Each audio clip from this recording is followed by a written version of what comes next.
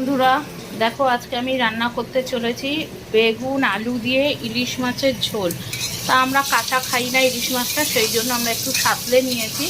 আর এই বেগুন আলুটাও ভেজে নিচ্ছি। এই দেখো ইলিশ মাছগুলো, সব কটা মাছেই ডিম ভর্তি। আমার ইলিশ মাছের ডিম হলে খুবই ফেভারেট, ওই জন্য বাজার থেকে এনেছি। এবার এইগুলো করব। আর এই মাথাটা ভেজে রেখেছি, মাথাটা দিয়ে লাউ দিয়ে ঘন্ট করব। তাই যে এখন আমি বেগুন আলু দিয়ে ইলিশ মাছের ঝোলটা করতে চলেছি।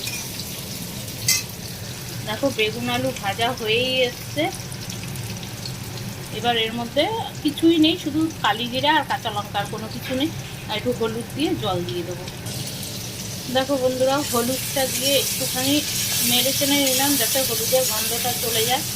এবার এটার মধ্যে জলটা দেবো। ইলিশ মাছের ঝোল পাতলা খেতেই ভালো লাগে,